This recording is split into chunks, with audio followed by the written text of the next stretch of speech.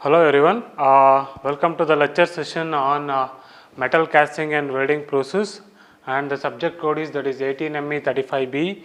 I am Anil Kumar MM, working as assistant professor, Department of Mechanical Engineering, Maharaja Institute of Technology, Mysore.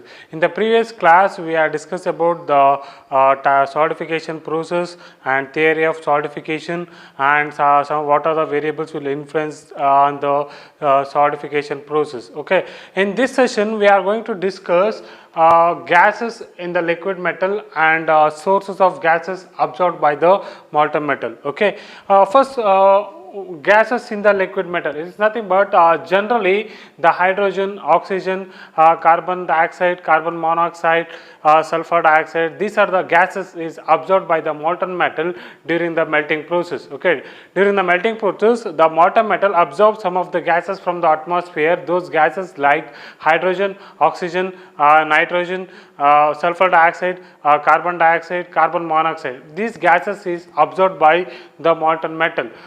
The dissolution of the gases are quantitatively represented by the term we can call as solubility. Solubility is nothing but the amount of gas is dissolved or absorbed under a particular condition of the temperature and pressure. We can call it as solubility. Okay, solubility is nothing but the amount of gas is dissolved or absorbed in the molten metal under particular condition of the pressure and temperature. We can call it as solubility. Generally the solubility level is kept minimum in the molten metal, otherwise some of the defects will be takes place in the casting like blowholes, porosity. These are the defects will be occur in the molten metal. So the solubility level is always should be keep it minimum. Okay, next we will move on to the sources. Sources of gases is absorbed by the molten metal. Generally the molten metal absorb the gases from the various sources. First, the molten metal absorb the gases from the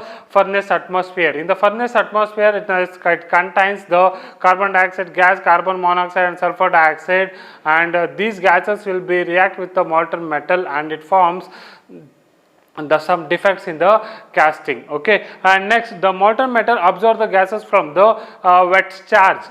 Okay, so the what are the charge will be added inside the furnace. It contains the moisture. Okay, in that moisture the molten metal absorb the gases. Okay, and next the molten metal absorb the gases from the flux material. Okay, whatever the flux we are added inside the furnace, in that flux it contains the gases. Thus gases is absorbed by the molten metal. Okay, next the molten metal absorb the gases from the mold. Okay, the mold it contains the more moisture. In that moisture it can absorb the gases. Okay, and next the molten metal absorb the gases from the ladle or from the refractory material or from the skimmer. Okay, in that material you can absorb the gases, or the molten metal absorb the gases when the molten metal is transferred from furnace to the ladle. At that time it absorbs the gases from the atmosphere. Or the molten metal absorbs the gases when the molten metal is transferred from ladle to the mold cavity. At that time it absorbs the gases from the atmosphere. Or the molten metal absorbs the gases by electrolytic process and the previous melting charge. Okay, these are the sources of the molten sources for the gas absorbed by the molten metal. One is from the furnace atmosphere, it can absorb the gases, or from the charge, whatever the wet charge will be adding inside the furnace, that time it can absorb the gases. It can absorb the gases from the flux material, it can absorb the gases from the mold wall, and it absorbs the gases from the while transferring the molten metal from furnace to the ladle, and it absorbs the gases from the refractory material and ladle and skimmer, and it also absorbs the gases from while transferring the molten metal from ladle to the mold cavity, and also it absorbs the gases from the absorb the gases from the electrolytic process or the previous melting charge. Okay, some of the technique they are used to minimize the absorption of the gases by the molten metal. One is just we can melt the molten metal in a vacuum chamber, so we can avoid the absorption of the gases. Okay, the first technique is just we can melt the molten metal in a vacuum chamber, and next it can absorb the gases. It can avoid the molten metal is poured into a chill mode, so we can eliminate the absorption of the gases. We can pour the molten metal into the chill mode, so we can avoid the absorption of the gases. Next, the proper feeding of the molten metal into the furnace without allowing the air is enter into the molten metal. So that is one of the technique they are used to minimize the absorption of the gases into the liquid metal. First, we have to melt the molten metal in a vacuum chamber, and then we can pour the molten metal into a chill modes, and best feeding practice in order to avoid the entering of the gases into the mold cavity. Okay, and these are the techniques they are used to avoid the absorption of the gases into the liquid metal. Okay, generally it is impractical to avoid the absorption of the gases in the liquid metal. Generally, the hydrogen gas is always present in the molten metal unless we are melt the molten metal in a vacuum chamber. Okay, hydrogen is always present in the molten metal. Okay, to avoid that, we can melt the molten metal in a vacuum chamber. So the hydrogen gases is react with the molten metal, so it forms an oxides, or sometimes the defects will be taken place. Okay, these are the sources and techniques they are used to avoid the absorption of the gases into the molten metal. Okay, next we will move on to the degasification methods. Just now we have discussed the gases is dissolved in the molten metal and source of the gases absorbed by the molten metal. Next is what degasification. What do you mean by degasification?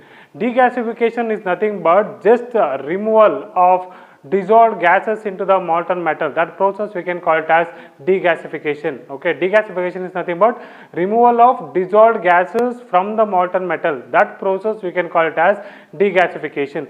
For degassing, the various techniques are used. Okay, those techniques are, one is by the use of flux and by flushing process and the vacuum degassing technique. Okay, these are the methods are used to removal of the dissolved gases from the molten metal. In the vacuum degassing technique, the various methods are used. One is the static bath treatment, induction degassing, stream droplet degassing, and then the fractional degassing technique. Okay, now let us discuss one by one. The first method for removal of dissolved gases in the molten metal is by the use of the flux.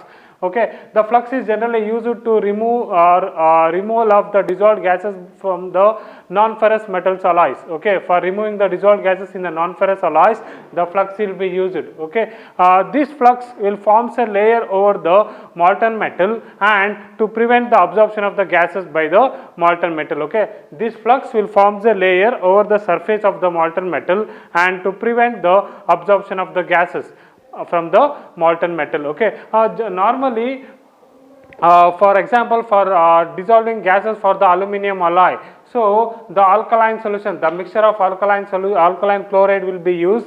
That is, the mixture of sodium chloride plus potassium chloride for 1:1% can be mixed well, and that flux material is used for the dissolved gases from the aluminum alloy. Okay, this flux material, it will be forms a layer over the molten metal and it prevents the absorption of the gases from the molten metal. Okay, this is the one of the technique for degasification. Just apply the flux into the molten metal and that flux will forms a layer over the surface of the molten metal and it prevents the absorption of the gases from the atmosphere. Okay, that is the one of the technique used in the degasification process. And next method is the flushing process.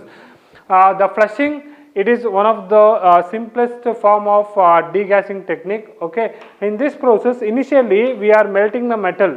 Initially we have to melt the metal in a furnace and then pour into a crucible. Okay, and then we are supplying the gases. Generally the gases like argon or helium or the nitrogen gas will be supplied inside the crucible through the graphite tube from the cylinder. Okay, initially had the cylinder carrying the inert gases like helium or argon gases that will be piped inside the crucible through the graphite tube. Okay, when you supply the inert gases, that time the bubbles will be created. When you piping the inert gases inside the crucible, at that time the bubbles will be created. Okay, the pressure in the gas bubbles is 0, so these bubbles is tends to move rapidly in the upward direction. Okay, it tends to escape from the molten metal. At that time, the whatever gases will be dissolved in this molten metal, that will be migrated towards the gas bubbles and it will be collected. So you can flush out the dissolved gases inside the molten metal, Okay, this is the one of the technique used to remove the dissolved gases from the molten metal. Okay, just we are supplying the inert gases. At that time the bubbles will be created inside the crucible.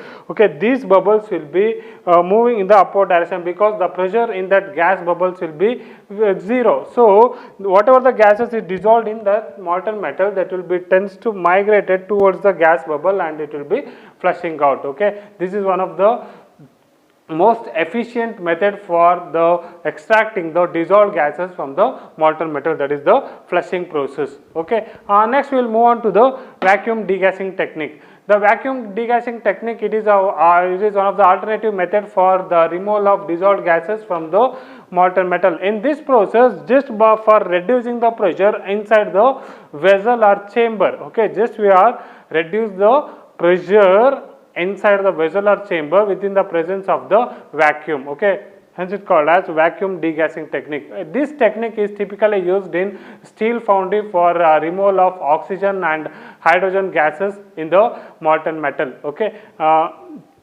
this technique is widely used in the steel foundry. Whatever the gas is dissolved in the liquid steel for hydrogen and oxygen, that can be easily removed by the vacuum degassing technique. And this technique is performed with a specially designed chamber or vessel, that is called as vacuum degasser. Okay, in this technique, just we are lowering the pressure inside the vessel, just we are reducing the pressure. Once you have to reducing the pressure, whatever the dissolved gases that is less soluble in that molten metal. So when you reduce the pressure inside the vessel or inside the chamber, that time the solubility of dissolved gases that will be tends to escape out because that is less soluble in that vacuum. So whatever the gases dissolved in that molten metal, it tends to escape out. Okay, so this is one of the technique, and once it is degassed, after that you can pour the molten metal into the mold cavity, then we can prepare the casting. Okay, and this vacuum degassing technique is this phenomenon can be represented by the equation, that is V is equal to K root P.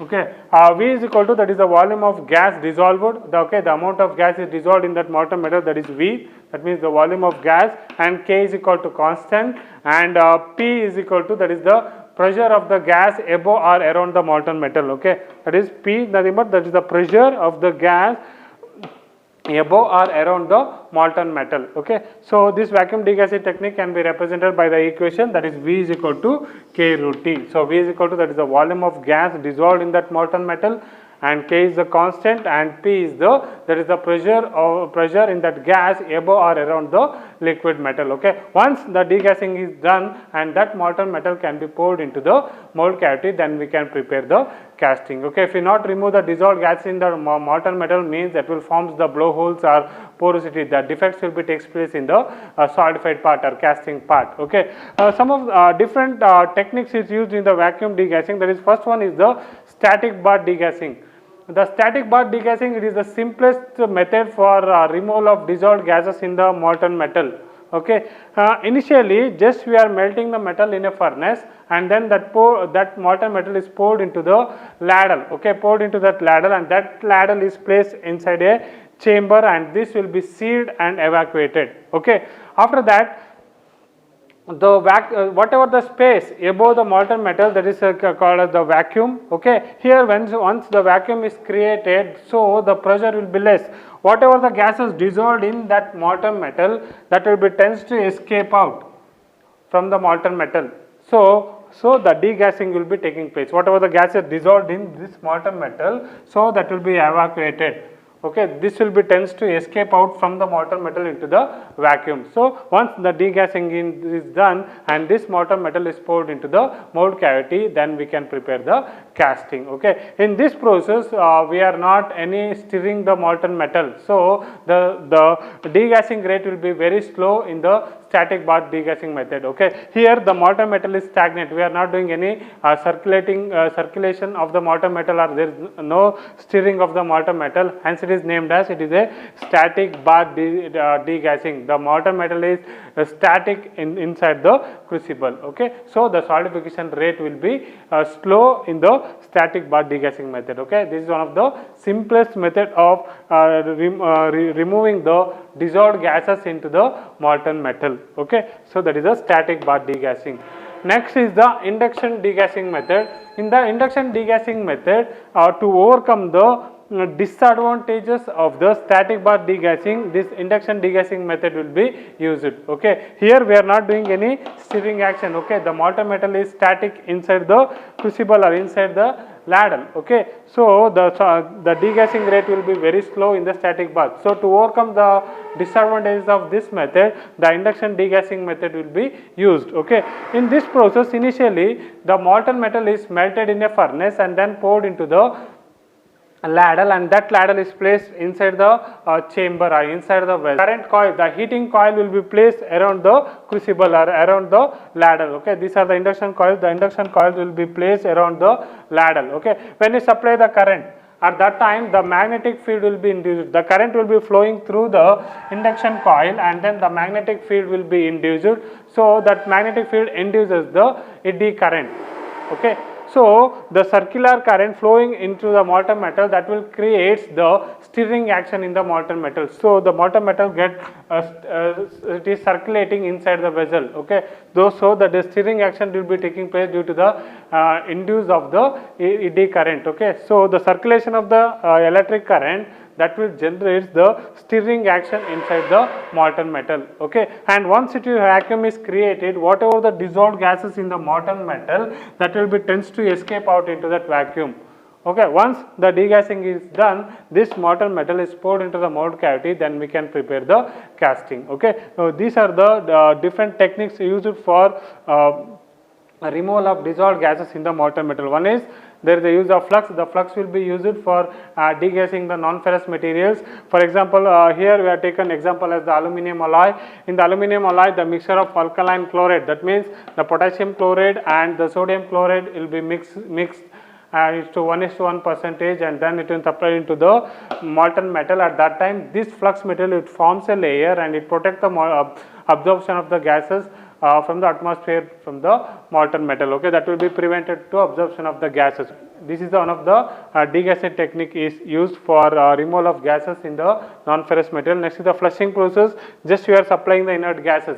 When you supply the inert gases, the bubbles will be created inside the crucible, and these bubbles, the pressure will be 0. So this will be moving in the upward direction because the pressure in that gas bubble is 0. So whatever the gas is dissolved, that will be migrated towards the gas bubble and it will be collected. These bubbles will be collected the dissolved gases, and then it will be flushing out. Okay, this is the one more technique used for removal of dissolved gases.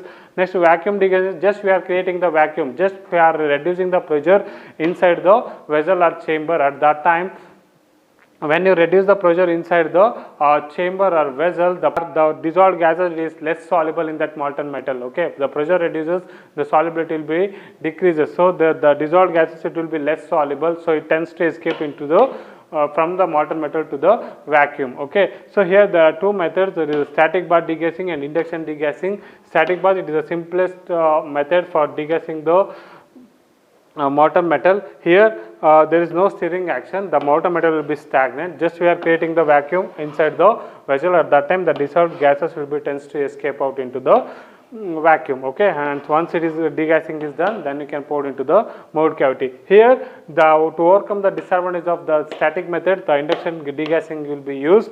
Here, the induction coil will be provided around the ladle. Okay, so when you supply the electric current, at that time the current will be flowing through the electric coil and it induces the magnetic field. Okay, that will produce magnetic field, and that magnetic field induces the eddy current. So eddy current means there is a circulation of the molten metal will be takes place. The current the circular electric current will induces the stirring action inside the mortar metal. At that time the mortar metal gets stirred. So once you have to create the vacuum inside the vessel, whatever the gas are dissolved in this mortar metal, it tends to escape out into that vacuum. Okay, once the degassing is done and that mortar metal is poured into the mold cavity, then we can prepare the casting. Okay. Next type of vacuum degassing technique is there is a stream droplet degassing technique. In the stream droplet degassing technique is the molten metal is poured, the bottom pouring of the molten metal from one ladle to the another preheated ladle. This ladle is placed inside the vacuum chamber. Okay, this is the one ladle and it is preheated. That preheated ladle is placed inside the vacuum chamber. Okay, initially the molten metal is melted in a furnace and then poured into the ladle. Okay, and this ladle carrying the molten metal, and the bottom pouring is done. When the bottom pouring of the molten metal, that time this molten metal is desirable and it creates the a stream flow of molten metal into the another ladle. Okay, the stream flow will be obtained in that molten metal. So the bottom pouring of the molten metal, that will be desirable and it creates the stream flow of molten metal into the preheated ladle. Okay, so in here the sudden exposure or increasing size or sudden exposure of the molten metal, that will be break down the stream of flow into the droplets. The sudden exposure of the stream of flow of molten metal, so that will be break down and it become stream droplets. So here when your vacuum is created, the whatever the dissolved gases in the molten metal, it tends to escape out into the vacuum. So once the degassing is done and this molten metal is poured into the mold cavity, we can prepare the casting. Okay, just here the stream flow of molten metal is break into a droplets and then here the vacuum is created. At that time whatever the dissolved gases in that molten metal, that will be tends to escape out into that vacuum. So once the degassing is done and this molten metal is poured into the mold cavity and we can prepare the casting. Okay, another one technique of vacuum degassing is that is the fractional degassing. Fractional nothing but is the part by part where degassing is done. So part by part of liquid metal is degassed. That technique is called as the fractional degassing technique. Here initially the molten metal is melted in a furnace and then poured into the ladle. Okay, and then the separate or specially designed the vacuum chamber is placed into the ladle. Okay, it consists of the two tubes. Here one tube 1 and this is a tube and tube 1 is connected to the inert gases. When you supply the inert gases, at that time the part of molten metal is enter into the vacuum chamber. So here once the vacuum is created, at that time the whatever the gases, it will be dissolved in that molten metal, is tends to escape out. Okay, because here when you reduce the pressure, at that time the solubility level will be very less. So whatever the dissolved gases in that molten metal is tends to escape out. So the part by part the degassing is done. That technique you can call it as the fractional degassing. Once it is completely degassing and this molten metal is poured into the mold cavity and we can prepare the casting. Okay, these are the different techniques. They are different methods they are using for removal of the dissolved gases in the molten metal. So the removal of dissolved gases in the molten metal, we can call it as the degasification. Okay, so there are different techniques they are used for removal of dissolved gases in the molten metal. In the stream droplet method, just you have to first initially have to produce the stream flow of the molten metal into the one ladle to the another preheated ladle. Once the sudden exposure of this molten metal, the stream flow, it will be break into droplets. Okay, so when you have to vacuum is created, that time the dissolved gases will be tends to escape out. So once it is degassing is done and that molten metal is poured into the mold. In fractional degassing, just part by part. Okay, first initially I have to take the small amount of material from the ladle into the vacuum chamber and degas it. Okay, and whatever the degassed gases, it will be fed back into the ladle. So once you have to complete degassing is done and that molten metal is poured into the mold cavity and we can prepare the casting. Okay.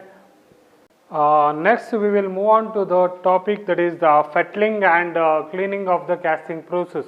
All of you know the casting is nothing but the pouring the molten metal into the mold cavity and then allow for solidification. So after solidification, just we have to taken out the solidified part. That solidified part you can call it as the casting. Okay. So the solidification, after solidification, the casting is removed from the mold by a shakeout operation. Okay, after solidification, the casting part is removed from the mold box by a shakeout operation. Shakeout operation is nothing but just we have to separating the casting from the mold box. Okay, whatever the casting is obtained are taken out from the mold box, it consists of the sprue, riser, runner and core that will be attached. Whatever the gate or runner, riser, sprue or core is there in that solidified part, these are the unwanted things that is not required for the finished product. So these unwanted material is need to be removed. So the removal of the unwanted material in the casting, you can call it as the fettling. Okay, fettling and cleaning is the process of cleaning and finishing of the solidified part, we can call it as the fettling and cleaning. Okay, so these sprue, riser, core and gates, these are the unwanted material, this is not required.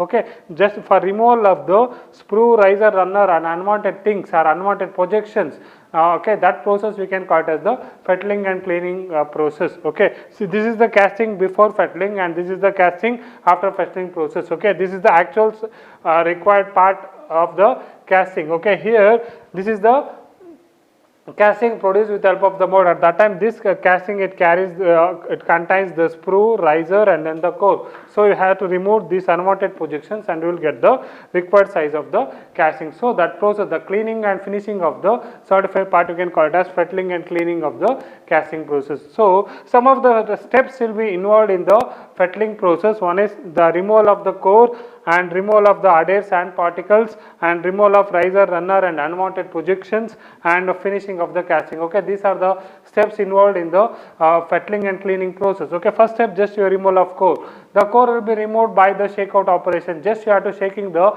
solidified part. At that time the cores will be removed from the casting. Okay, or also it is also removed by knocking with the iron bar. With the help of the iron bar, just you have to knock it. At that time the core will be break down from the solidified part. Some large cores it is difficult to remove from the shakeout operation or with the help of the iron bar. So in that cases we are using the hydroblasting. So with the help of the hydroblasting process, just we are remove the core from the solidified part. Okay, that is the first method, removal of core.